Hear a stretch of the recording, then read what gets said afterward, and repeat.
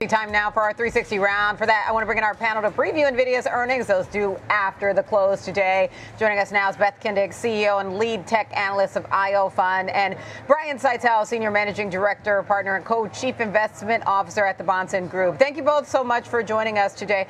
Beth, let's talk about the setup today. We are expecting to see momentum when it comes to both EPS and revenue. Revenue is expected to top $45 billion there. What's your expectation? Yeah, my expectation is that any dips based on China should definitely be bought. We are seeing AI demand continue to blow past estimates. Just 2-3 weeks ago, capex is again much larger spending from big tech on AI than what analysts had foreseen for this year, and then again for that quarter. Secondly, what I would say is the next 2 to 4 quarters, it's all about the next generation of GPUs. This is Blackwell and Blackwell Ultra. We have not seen shipping in volume a new generation of GPUs since Nvidia's AI run began. So you can't overemphasize the importance of these two generations shipping simultaneously in volume come Q3, Q4, and beyond. Okay, Brian, let me ask you, what's your expectation going into this, and how much does it matter? Well, to the last point, it definitely matters. This is the largest weighting in the S&P 500. It sets the tone for the entire artificial intelligence landscape, and so it matters to the market.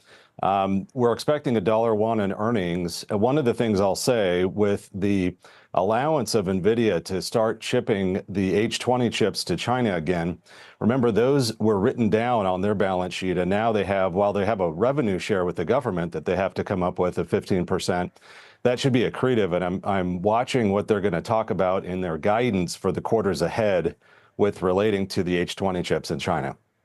Okay, I'm glad you brought that up, Brian. Let me ask you, Beth, about your thoughts as it relates to what we are looking to hear on China and the chips there. Yeah, as somebody who's covered NVIDIA for many, many years, I will first say it's surprising and shocking to me how much coverage China gets. We're talking maybe $15 billion a year. And again, I'm going to keep hammering on Blackwell and Blackwell Ultra. The NVL72 SKU alone is worth $100 billion in data center revenue. I mean, it's shocking to me that there's so much emphasis put on China. Although I do understand that $5 to $7 billion, which is what one quarter impact could be, can create a miss or a beat. But again, you have to understand this is a company that builds AI systems globally and has demand that far outstrips supply. And the reason that you have to go back and just keep this in perspective is that China is insignificant, even compared to one generation of GPUs, which again is Blackwell, which is now shipping, and Blackwell Ultra will be also shipping in volume simultaneously. The market has never seen anything like this. Just a quick follow-up on that. So really the focus needs to be on Blackwell today, and what does that look like, what demand looks like, and how they can meet supply on that front? 100%. Even last quarter, right? We saw that impact from China, and Blackwell was able to absorb it, the snap of a finger. So I'm saying that, like, you have to really drill down into what the product line is for NVIDIA that's most important. And then, Brian, let me ask you your thought on this. In terms of the tone set, you mentioned obviously how much significance its weighting is in the S&P 500. Can't forget about its weighting in the NASDAQ as well. Often in recent quarters, it sells off, even if there's a beat and a raise. What are you expecting in terms of what tone this sets for the broader market? Well, they beat out of 18 out of 20 times here on earnings, so I would expect them to come out ahead of what we're looking at on the earnings side. As far as where the stock goes, your guess is as good as mine on the day. I think it'll set the tone for the sector. The setup is positive overall. You've got Blackwell, you've got their next generation Rubin chips that will most likely be a part of guidance as well.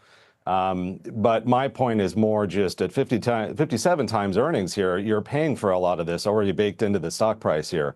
So it's more about a go forward and what can you expect from the company from an earnings standpoint. All right, we will leave our conversation there for today.